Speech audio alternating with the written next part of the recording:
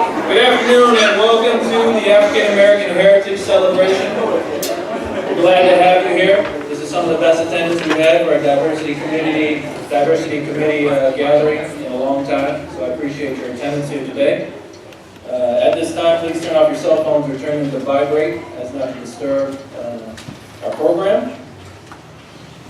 Chaplain Olson, will you please get us kicked off with our invocation?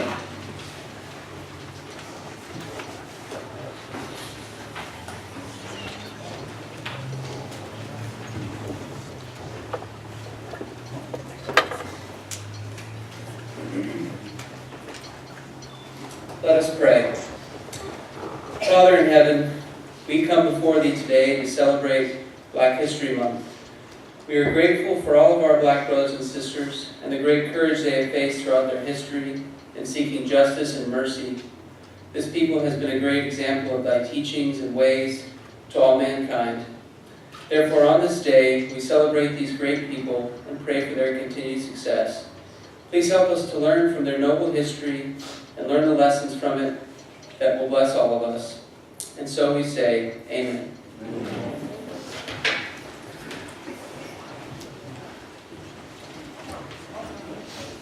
Thank you, Chaplain Olson. Next, we have Ms. Tassi's first grade class from Shirley Leon Elementary School, Petty Officer Takeuchi from GMSDF, and they will be doing the American National Anthem, followed by the Japanese National Anthem, and then followed by the Shirley Leon class to do the Pledge of Allegiance. So please welcome them to the stage.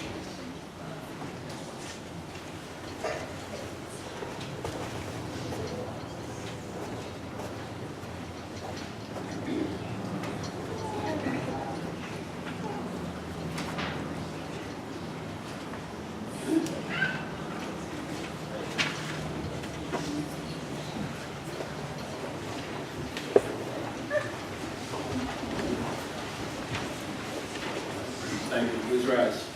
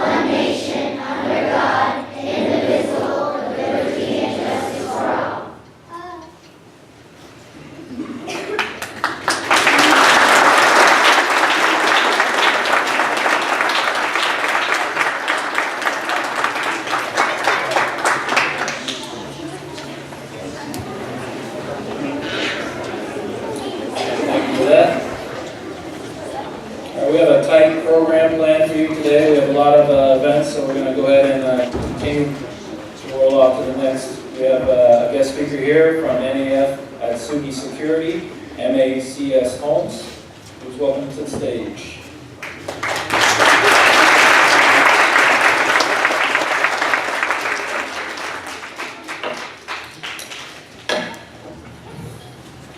I promise that I won't be that long. Those that know me know I'm long-winded. I first started off with a 120-page dissertation that I'm going to present to you guys. But I promise everyone that I'll break it down to about maybe half that, 60 pages. But since we only have an hour, I'm making sure we can. I know you have to get back to school. But good afternoon.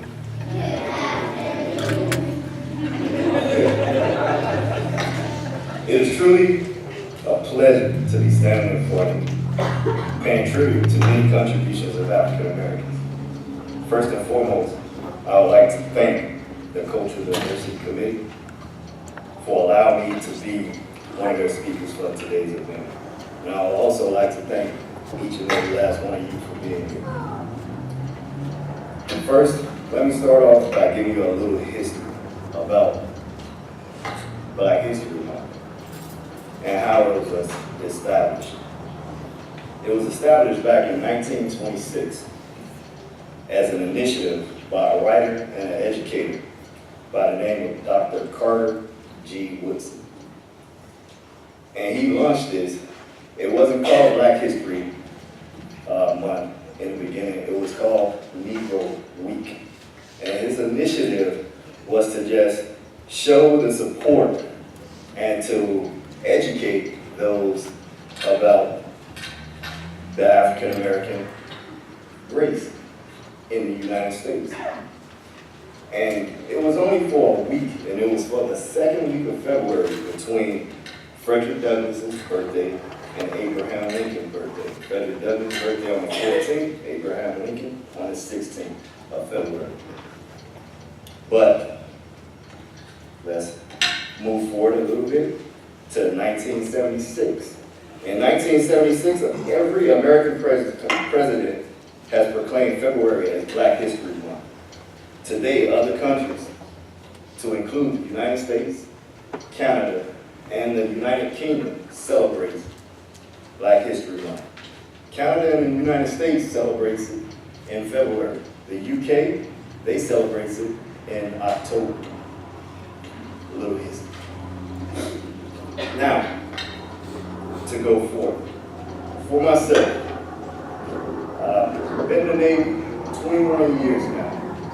Grew up in a small town, a lot of you may not have heard of it, but I call it home. Chicago. I know y'all probably looking like Chicago.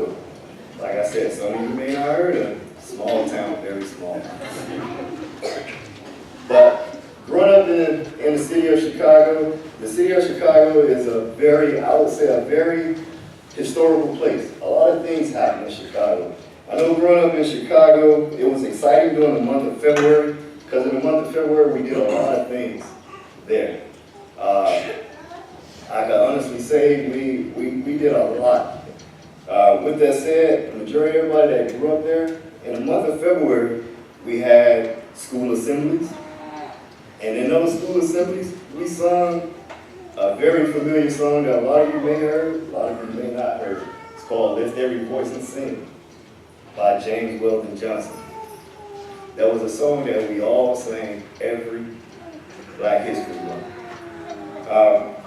We also listened to the reenactments of a very famous speech of I Have a Dream. That was a speech by Dr. Martin Luther King Jr.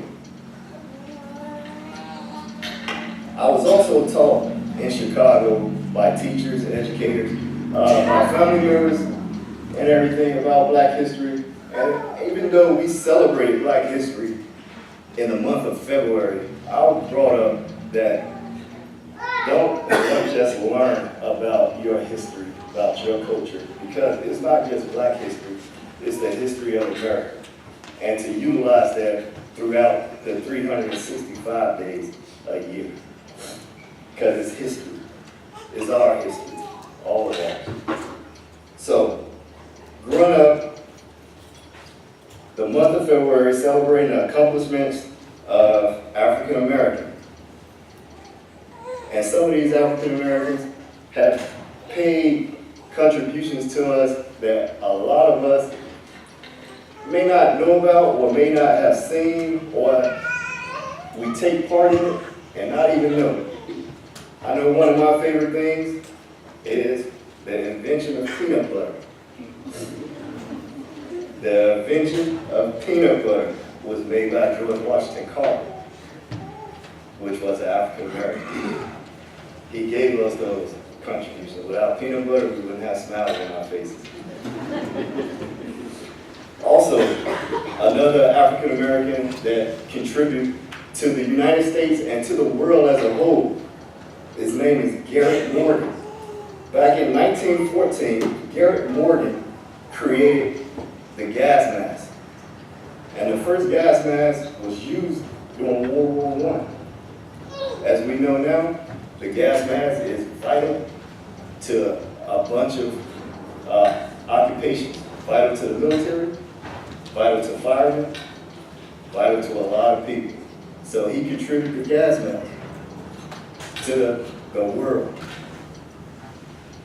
And he also invented and patented in 1923, at that time, was called the traffic signal, which is very important. If we didn't have the traffic signal or traffic lights, there'd be a lot of crashes. Even though there's crashes now, but the light has protected a lot of people from injury.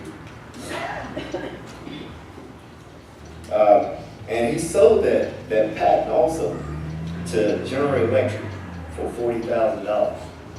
Now, that may not seem a lot right now, but back in 1923, 26, that was a lot of money.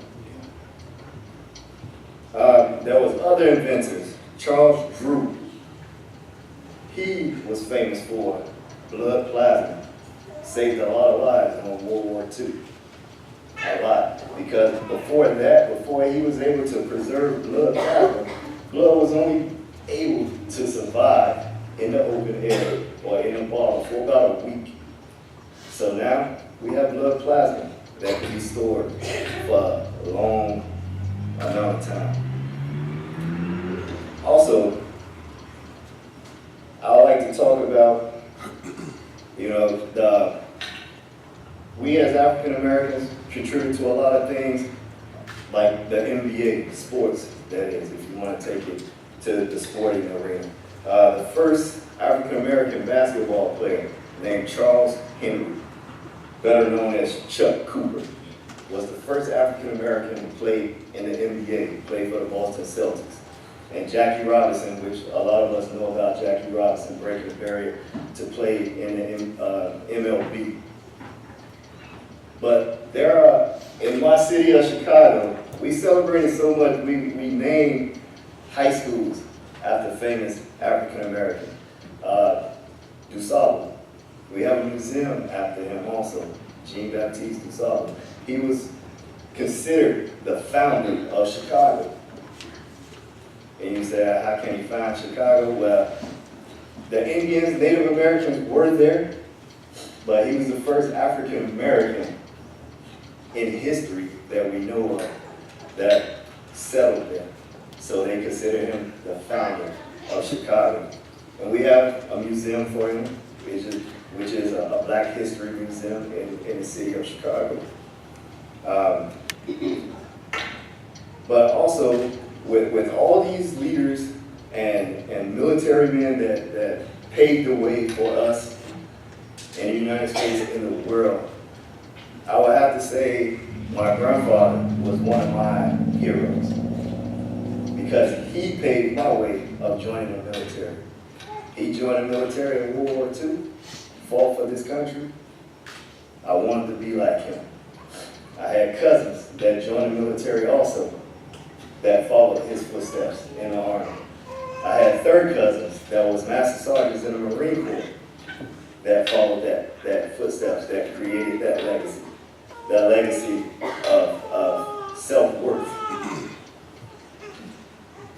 But growing up in Chicago was a very good experience for me due to learning a lot about Black history, sitting in the assemblies, singing the songs, doing a reenactment of I Have a Dream with Martin Luther King, by Martin Luther King, watching all the movies that came on WGN. Probably like, what is WGN? Channel 9. Everybody that's from Chicago know about WGN or WTTW, Channel 11, that showed PBS movies and everything. But those are the movies that I grew up on. Those are the things that I can remember doing growing up. And also, my brother, I could actually say he was a big influence for me for doing African American Month or Black History Month, because he was a pioneer in his own mind, if he don't even realize it himself. Because he taught me the value of education. He and I went to the same high school. He was the first to do a lot of things in my family. He was the first to go to college. He was the first to graduate from college at a double major, chemical engineer and a certified public accountant. So I call him a nerd. So there's no reason or anybody should be ashamed of being a nerd. Because those are the people that are going to be the leaders of tomorrow. So I call him a nerd because during Black History Month, he participated in everything. He participated in what we have in Chicago. It's called the Know Your Heritage Bowl. They have it every year. It gives out scholarships to underprivileged inner city youth. And it was a good program, and it taught you about the history, your culture, and everything. So he was the first to participate in that, so he brags about that. Yeah, I'm the little brother. I envy him sometimes, but he set the path for me of education. Also, to make it short, I know we're on time, I could go on and on, but it's a quote that I learned when I was in high school that one of my high school counselors told me during Black History Month. And this quote is by Dr. Martin Luther King, Jr. And it went something like, if you can't fly, then run. If you can't walk, then crawl. If you can't fly, then run. If you can't run, then walk. If you cannot walk, then crawl. But whatever you do, you have to keep moving forward. And that's what Black History Month is all about. It's about us learning about our past and all the individuals before us that kept pushing forward for all the rights and privileges that we have today. And I thank you for your time and your patience. Thank you.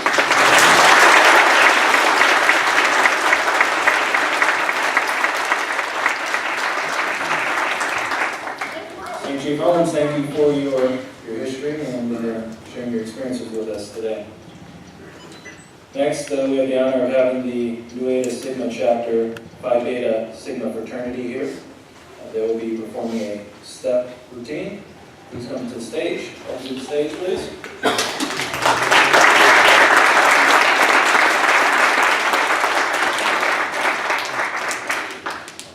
First of all, thank you all for inviting the Nu Eta Sigma step team out to this marvelous event. So we're going to do a little step.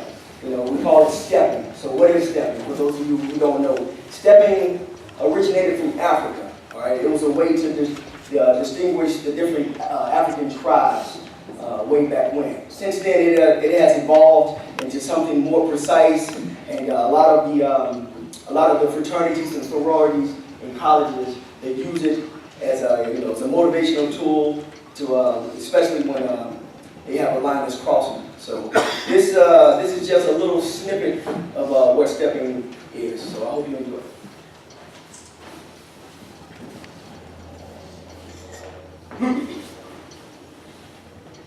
P, B, B, B, yes.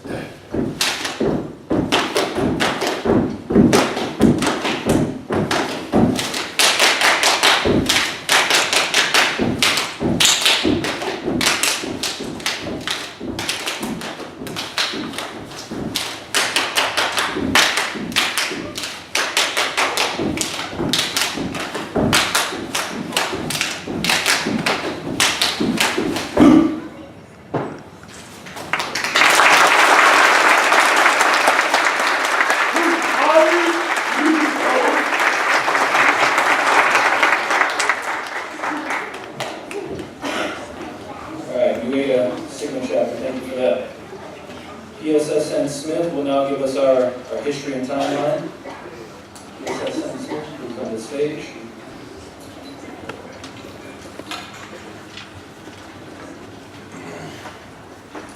Good afternoon. My name is PSSN Smith, and I am part of the National Heritage Committee. And today, we thank you all for coming out for our celebration of Black History.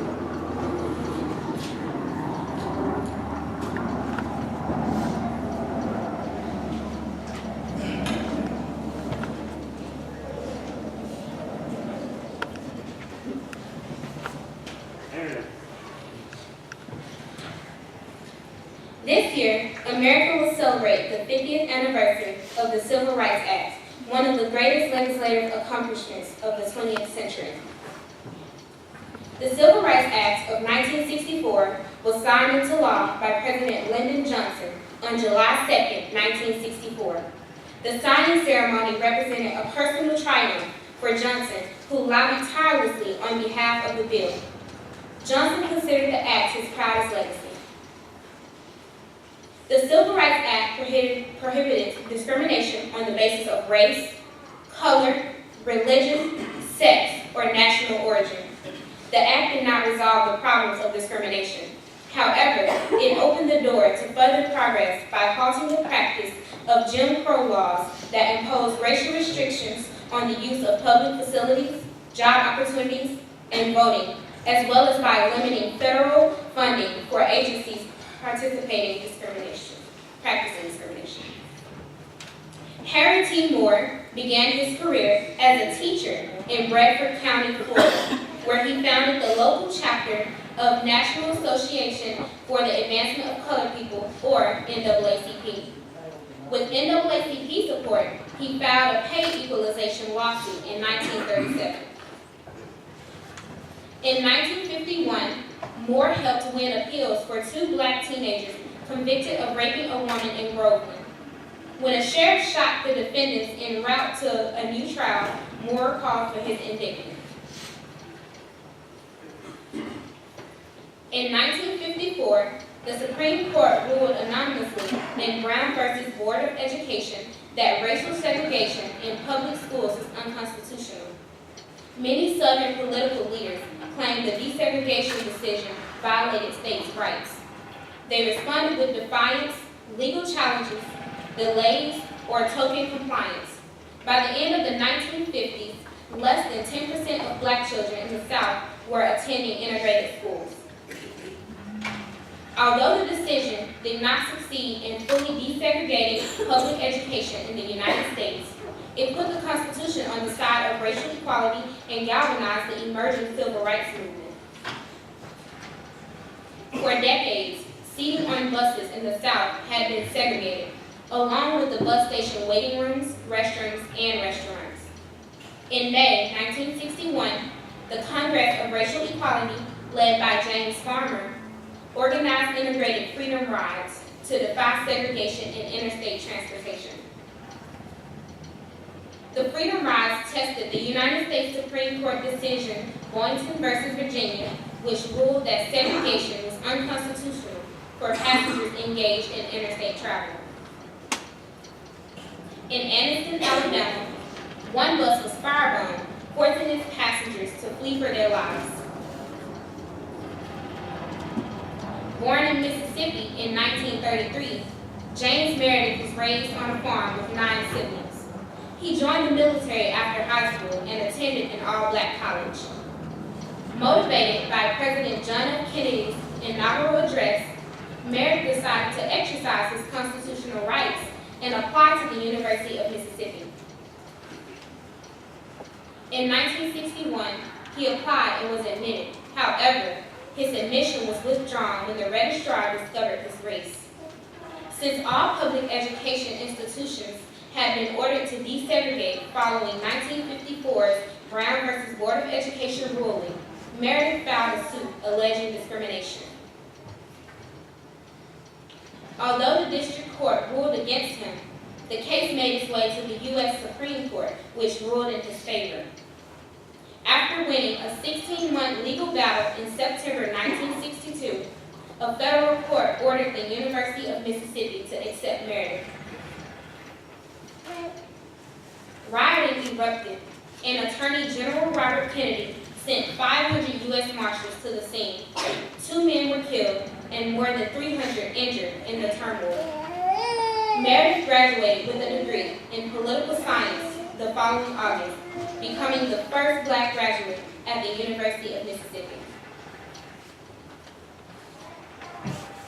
On February 1st, 1960, 4 Black agricultural and technical college of North Carolina freshmen entered the Greensboro Woolworth and sat down on stools that had, until that moment, been occupied exclusively by white customers.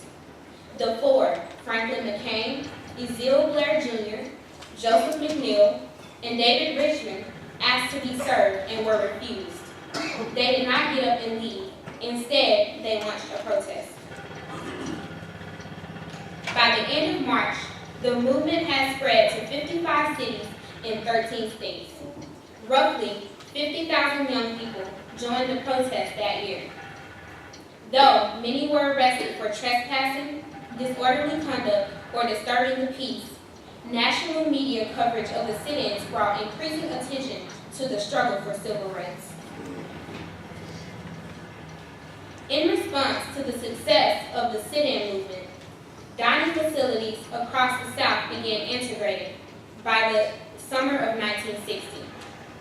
At the end of July, the Greensboro Woolworth quietly integrated its lunchtime. 4 Black Woolworth employees, Geneva Tisdale, Susie Morrison, Anita Jones, and Charles Best, were the first to be served. Medgar W. Evers was born in Decatur, Mississippi. After graduating from Alcorn Agricultural and Mechanical College in 1952, he went to work for an insurance company in the Mississippi Delta. He also began organizing for the NAACP. In 1954, he became Mississippi's first NAACP field secretary, recruiting new members and investigating incidents of racial violence. Evers also led voters' registrations, drives, and mass protests, organized boycotts, fought segregation, and helped James Meredith enter the University of Mississippi. Hours after President Kennedy's speech on civil rights on June 11, 1963, Evers was assassinated. White supremacist Byron De La Beckwith was tried twice in 1964, resulting in hung juries. In 1994, he was finally convicted of killing Evers. These stories of courage in the face of vehement and often violent opposition helped ensure the passage of the Civil Rights Act of 1964. The act represents a fundamental proceeding that not only halted many unjust practices, but also led the way to subsequent legislation that further ensured equal treatment for all. A message from Barack Obama. National African American History Month is a time to tell those stories of freedom won and honor the individuals who wrote them. We look back to the men and women who helped raise the pillars of democracy, even when the halls they built were not theirs to occupy. We listen to the echoes of speeches and struggle that made our nation stronger. And we hear again the thousands who sat in, stood up, and called out for equal treatment under the law. Thank you.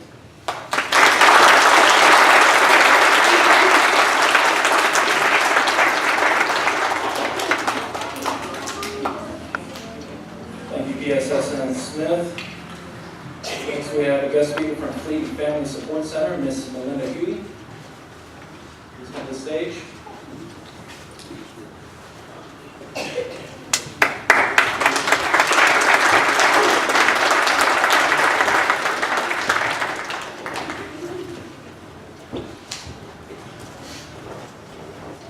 Good afternoon, everyone. It's nice to see these Atlanta elementary students here, children of our history. My name is Melinda Huey, and I had a speech written, but I said, I'm going to come up here and speak, just talk about my history and We've heard, anticipated there will be a lot of information here about what happened, Black history in the past. So I want to talk about, move forward and talk about my history. To give you a background myself, I come from California. I was raised in Los Angeles, California, but my family initially moved from Gary, Indiana, and I have family in Chicago and Louisiana. My mother has 13 siblings, so we have a huge family. With African Americans, we come from different, if we can go back, many years ago, there was a lot of slavery, and with African Americans, there's some in Africa, all over the world, we're all separated. And what happened back then is with African Americans, with our hair, we were all separated during the slave trade, and our hair was shaved off, and that's how a lot of the families and a lot of the African Americans were separated. And some couldn't find families, and some don't know, some of their ancestors. A lot of us have some Native American in us, but moving forward, growing up for history to me was actually growing up. I didn't grow up in the best neighborhood. I grew up in the inner city, and I'm very proud of that. I grew up where there was a lot of gang activity, a lot of drugs going on, a lot of different things. And the saying, it takes a village to raise, a child. That's me. It took a village to raise me. Because when I was out there, hanging out with my friends at a very young age, we had a lot of people looking out for us. We didn't have a lot of money. We weren't rich, but we were rich in love. And, that's what we are as African Americans. We are very rich in love. Not, if you have money or you don't have any money, but rich in love. Because what we do with African American culture, we have soul food. And that comes back from many years ago, back in the past, where there was a lot of, pork, we had grains, but that was what was, it was cheap, and that was what was passed down to us, but we did the best that we could with those foods. And the foods, it was called soul food because it was cooked with a lot of love, and it was a lot of comfort in the food. Growing up, I was always told to work hard for what you have, and nothing will ever be given to you, so you have to work really hard, and always go to school and work hard for what you have, and always make an honest living and stand up for yourself and be an advocate and believe, whatever you believe in, be a strong advocate. And so growing up, I think about my mother. Growing up, we would be driving, and she'll see people walking down the street. She'll just say, "Hey, do you need a ride?" If it's summer or something. But I never thought anything of it. I'm like, why did she do that? But I think that helped me out because that's the kind of person that I am. Black history is not about only African Americans. It's about everyone. It's about everyone and making it history. The more we know, the better it is. The old saying, knowledge is power. A person that I looked up to was Maya Angelou. Maya Angelou, she was very adamant with education, and Cicely Tyson. So they were pretty strong advocates with education and those type of things. I'm not going to stay here too long, but I just want to say, make the best of what you have. And I see the children here. Make sure that you bring history to when you get a little bit older. Because I say history is his story or her story, and you put it all together, and as when you listen to someone's story, that's history. And I've learned a lot from growing up, being around a lot of older people. A lot of people tell me I have an old soul. I probably do have an old soul because I've always been around a lot of older people, and I've had a lot of great advice, and I've learned from that. I've learned tremendously.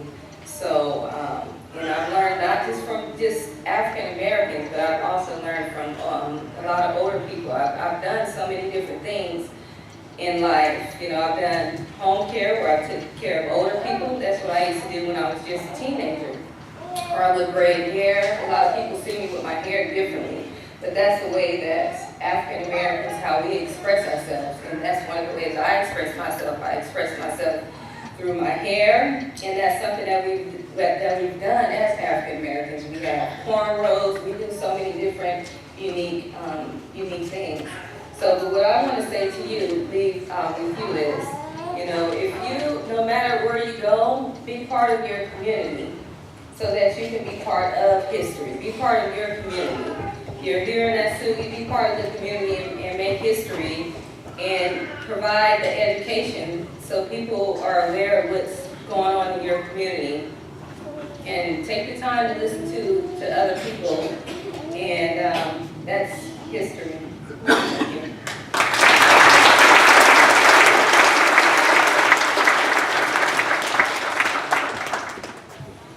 Thank you, Ms. Huey, for sharing some of your personal experiences. I think you found a calling in the Fleet Family Support Center and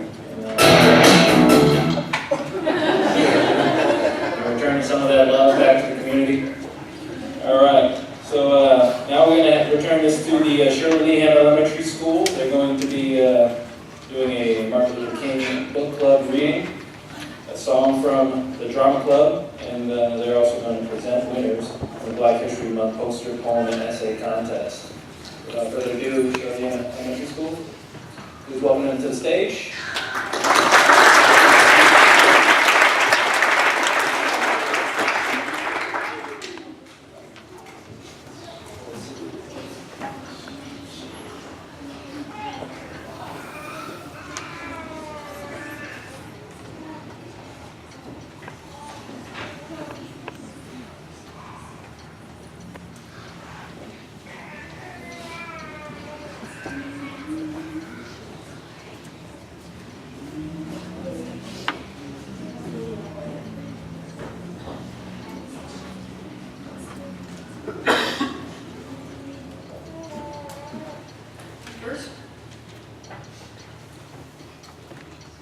The first graders studied a little about Martin Luther King, and they wrote a report which they will share with you.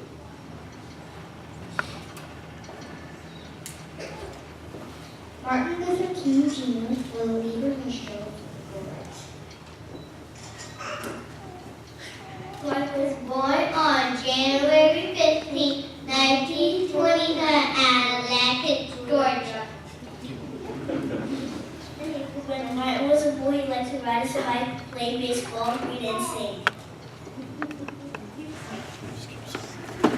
When Martin was young, he was told that he could not play with his boyfriends anymore because he was black. His mother told him about the unfair laws called segregation. Martin decided he would try to change the laws when he grew up. He told his mother he would turn the world upside down. When he grew up, he became a pastor like his father and talked to people about changing the laws. In 1955, Rosa Parks was arrested because she would not give up her seat on the bus to a white person.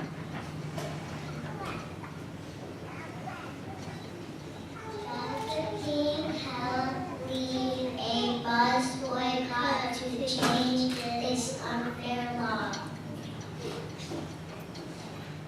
A bus boycott is when people decided to walk or ride a bike instead of taking the bus. It took 1 year to change the bus law. Dr. King led more peaceful protests to change other bad laws.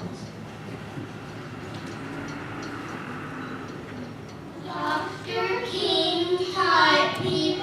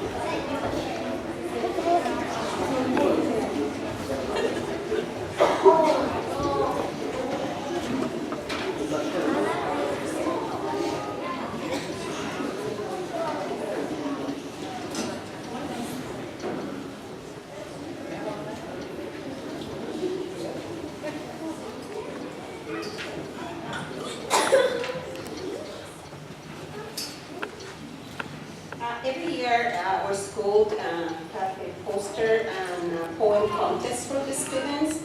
Every child can participate. It's from preschool to 6th grade. And today I brought the first place winners for the poster contest. She is Zoe, and she is in kindergarten. And this is a poster that Zoe did there. And this is Marian White, and she won the first place for the poster contest, and she is in 2nd grade.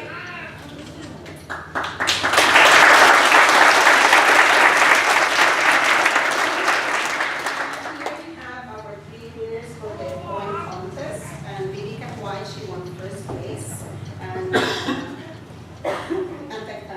Oakley here, she won 2nd place, and Karine won 3rd place, and they're going to read their poems.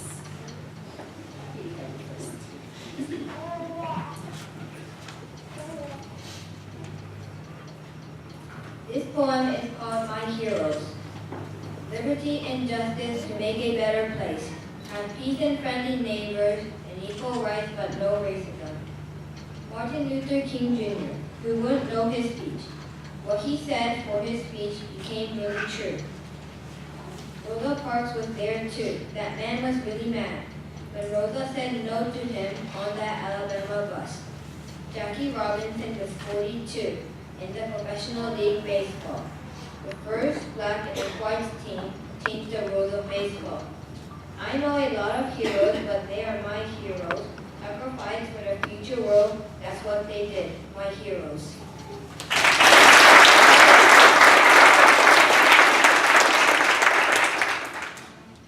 Martin Luther King Jr. He stands straight and feels great. He speaks loud and broad as if he was God. He tries for his dream of peace and hope. He speaks with dignity when he talks about his 4 little children.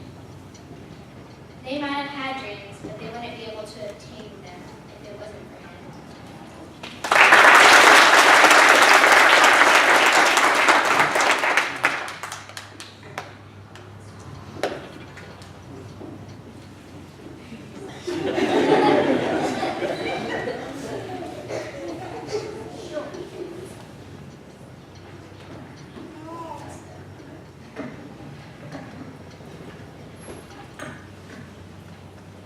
Barack Obama. Who is the president who was very nice, who had broken the racism wall of ice? Barack Obama, the answer it is. He brings the happiness and freedom of his. Obama will be the light of the path that appears, that will lead us to our dreams for years.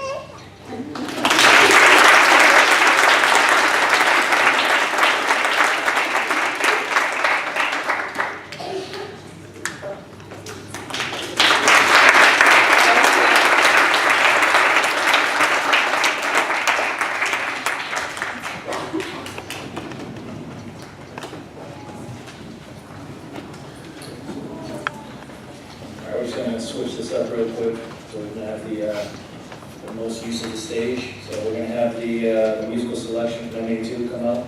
And right after that, we're going to go into the song from the drama club so we can have some space up there.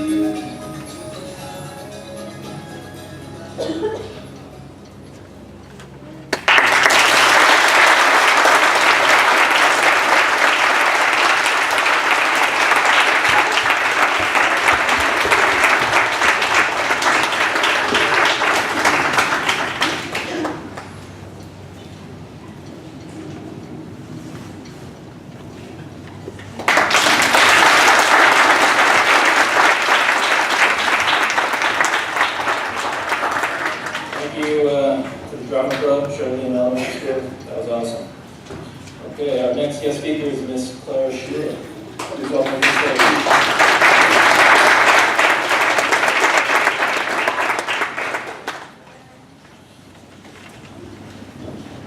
Wow, it's tough to follow that. You girls are amazing. Good afternoon. Oh, I just love all this energy flowing. Hi. I need to catch my breath just watching you all perform. You guys have been phenomenal today. Good afternoon, ladies and gentlemen. My name is Clara Shearer. I'm your Fleetwood Family Support Center Director. In taking a look at the impact that I believe gospel music has had on my life is why I chose the topic this afternoon that I'd like to share with you. Gospel music, of course, has always played a critical role in our African American history. As a child, I was born and raised in St. Louis, Missouri. Still have family in Chicago, not so much in St. Louis anymore. I was raised on what we call a traditional missionary Baptist church foundation. I'm sure you've heard the stories of the all day in church. Yes, my mother and my grandmother would absolutely have it no other way. From Sunday school to evening worship, served as a junior usher to being a part of the junior choir. And music was always such a critical element of relaxation in our home. To this day, many of you who know me well will attest to gospel music is always playing. It's in my car, it's in my office, and it's in my home. It's been my personal form of worship and relaxation through many phases of my life. Gospel music is a genre in Christian music. The creation, performance, significance, and even the definition of gospel music varies according to culture and social context. So in looking at some elements of the gospel music foundations, coming out of the African American religious experience, gospel music can be traced to the early 17th century and has roots in the Black oral tradition, which typically utilized a great deal of repetition. The repetition of the words allowed those who could not read the opportunity to participate in worship. And during this time, the Negro spirituals and work songs were born. Hymns and sacred songs were repeated in this call and response fashion, and the churches relied on hand clapping and foot stomping as rhythmic accompaniment. Most of the singing was a cappella. Church choirs became a norm only after emancipation. The first published use of the term gospel song reportedly appeared in 1874 when Philip Bliss released a songbook entitled Gospel Songs, a choice collection of hymns and tunes. After thousands of years, the sound of gospel music is still very captivating because it continues to stand against the social background as a shadow of today's community problems and dilemmas. From the 1930s to the 1960s, desperate circumstances controlled the lives of African Americans. But gospel music mirrored our predicaments as a collective group of people and reflected upon our developing social status. The prologue of gospel music owes its grandeur and its sense of veracity to Thomas Andrew Dorsey, who is called the father of gospel music. He combined Christian praise with the rhythms of jazz and blues, and he is best known for two powerful songs, Precious Lord and Peace in the Valley. The influence of Mahalia Jackson was evident in her style and references to the storms of life and of the good that is produced through overcoming adversity. The methodical beats and rhythms of Mrs. Albertina Walker and the Caravan gave birth to a brand new gospel experience, with her words representing patience, endurance, survival, and staying power. Gospel music continued to prevail during what became known as the struggle of the common man between the years 1960 until 1980. It was a battle for rights against privileges, the long, slow, and awkward striving for government. This struggle, chorused of the people, by the people, and for the people, captivating the struggles which were identical in blacks, whites, brown, and others. And in this common struggle, we have found that no one person or group can win or can lose alone. For we are all in this struggle of life together. During this era, gospel music had a measure of strength, might, and potency. It revealed humanity in times of severe, brutal, and relentless hardships. But throughout this ordeal, gospel music was a place of inspiration. It was a comfort that provided a renewed hope, a renewed joy, renewed peace, and a renewed passion for life. As the curtains of 1980 through the 1990s drew open, there was a soothing melody found in what became contemporary gospel. This new gospel gave us peace of mind. And artists you may recognize who are credited with this era of gospel music are B. Michael McKay, the Winans, Vanessa Bell Armstrong, and Thomas Whitfield. Then, this new music had its crossover into the world of entertainment through such stars as Ray Charles, Al Green, Aretha Franklin, the Edwin Hawkins singers who made Oh Happy Day, and the recently deceased Andre Crouch. The Blood Will Never Lose Its Power is a song composed by him when he himself was only 13 years old. In the decade 1990s until 2000 and beyond, we recognize singers such as Yolanda Adams, The Battle Is the Lord's, Kirk Franklin, Why We Sing. As these timely artists have made lasting impressions of international magnitudes on gospel music. They've carried the beats and measures, making everlasting impacts on the American, the African American, as well as the world culture. The past has revealed to us that all its secrets and the future hangs over us like the mist of the morning, but the present is as clear and distinct as a midday sun. The songs that came from the emancipated people gave them courage through their difficulties and disappointments. It carried them through the Reconstruction period, through the Black Codes, the promise of 40 acres and a mule, through the migration north, through being considered second-class citizens, through Brown versus, the Board of Education, even through the Civil Rights era. This contemporary music is the heart and soul of today's gospel music.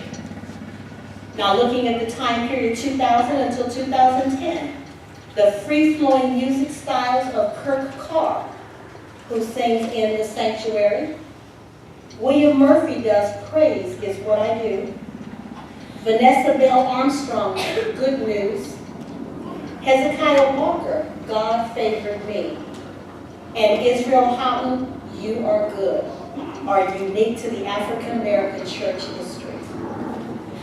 There's never been a time when gospel music has not been a part of the African American experience. When we consider the tragic, dreadful, and catastrophic experiences which occur to so many in our society, and when we tend to feel and believe that there is no way out, gospel music is there to take our hands and lead us on. Gospel music is not a mere form of entertainment to be had when desired. It is a form of character, obedience, and spirit. It follows upon the long discipline which gives the people self-possession, self-mastery, a habit of order and peace. Finally, this sincere admiration of gospel music, this admiration and reverence is now felt throbbing in every corner of the globe and are the musical cords that bind the nations of the world together while yet leaving unimpaired that love of country in the individual citizen, which in the present stage of the world's progress is essential to the world's well-being. In 1950, Black gospel was featured at Carnegie Hall when John Bostic produced the first Negro Gospel and Religious Music Festival. Later, because of growth, moving it to Madison Square Garden in 1959. There has been no other event in history that's been more compelling, convincing, or persuasive than gospel music. The gospel music experience cannot be told in a short story, or even in a melody of songs, for it is far too rich, far too harmonious, and deliberately stimulating. It's a living experience, always changing, always giving, and always becoming the foundation that gave moral, physical, and spiritual support. The greatest melodies and the most stimulating songs have been given to this nation and to our world through the African American experience. Ladies and gentlemen, thank you.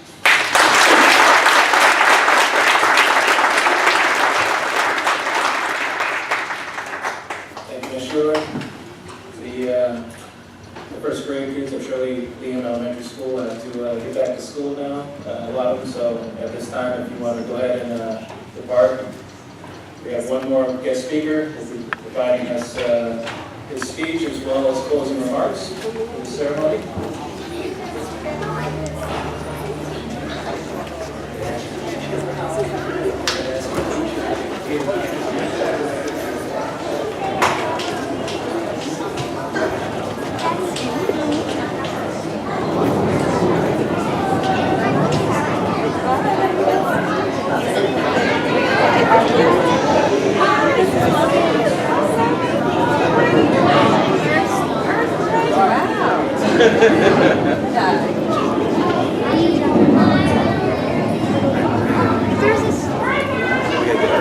Thank you, children. You guys did a phenomenal job. Let's give the children one more hand as they leave.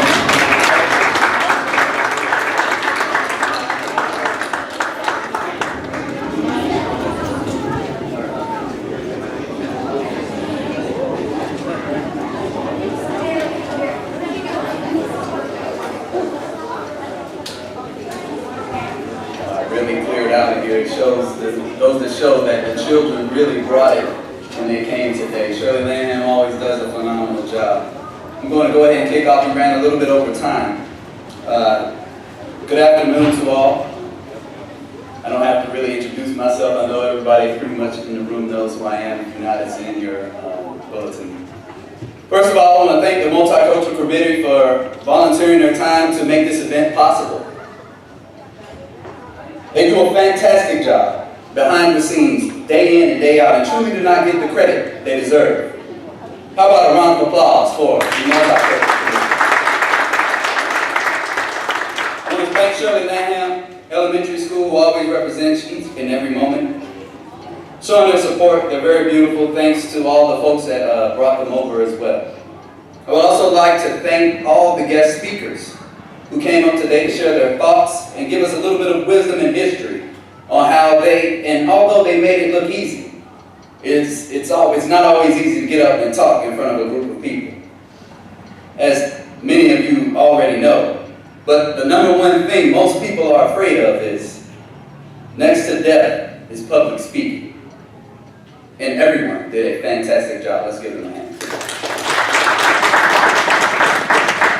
Now, I won't be before you long, as the guest speakers already delivered great words of wisdom and inspiration. But we're living in a very revolutionary time in American history. Never one would have thought 20 years ago that we would ever see a black commander-in-chief. Everyone will have their thoughts and criticisms about the job that he has done, but few are willing to live up to such a task. For Commander-in-Chief is the most powerful for the most powerful nation in human history is not a job that anyone should take lightly.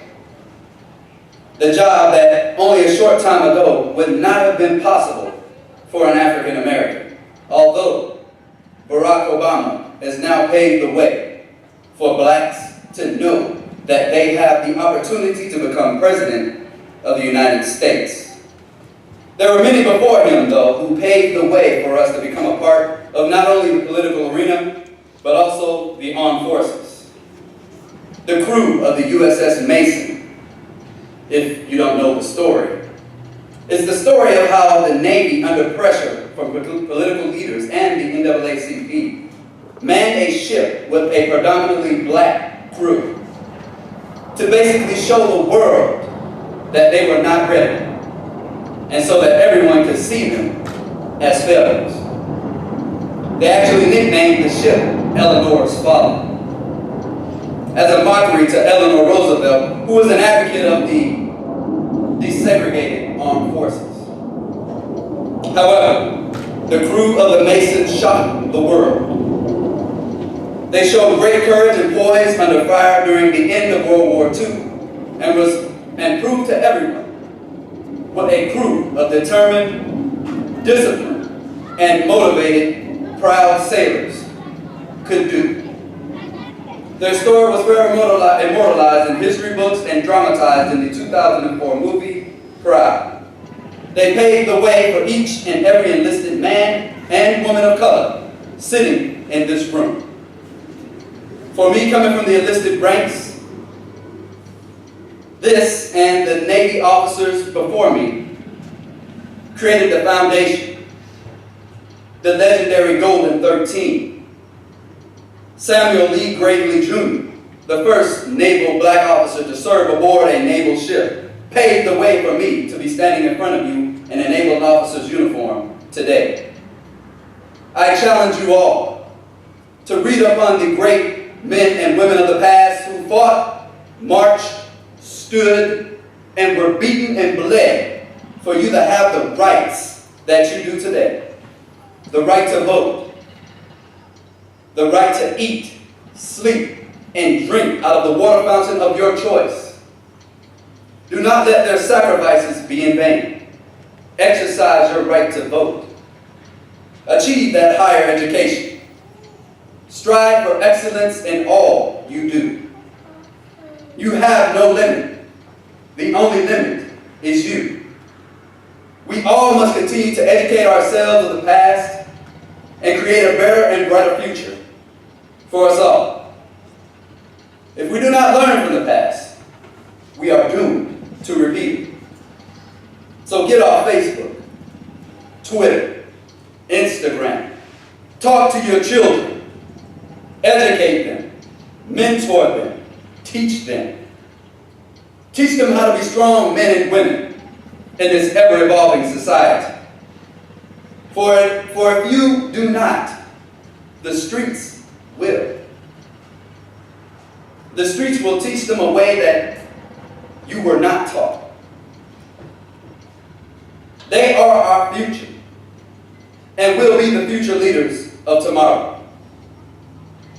The only way we will be strong, the only way your children will be strong, is with your guidance, your training, and your wisdom. I truly believe that in the age-old saying, it takes a village to raise a child. I heard someone mention that earlier. Each and every one of you has a job to do to make this world a better place. It starts with you. Make the change today. You can either choose to stand up for yourselves and make a difference, or you can choose to sit there and watch the world around you disintegrate and do nothing. Either way, you are a contributor. A contributor to the betterment of society or to its destruction. In my closing, the songwriter once said, I'm looking at the man in the mirror. I'm asking him to change his ways. Make that change. Make that change. Thank you.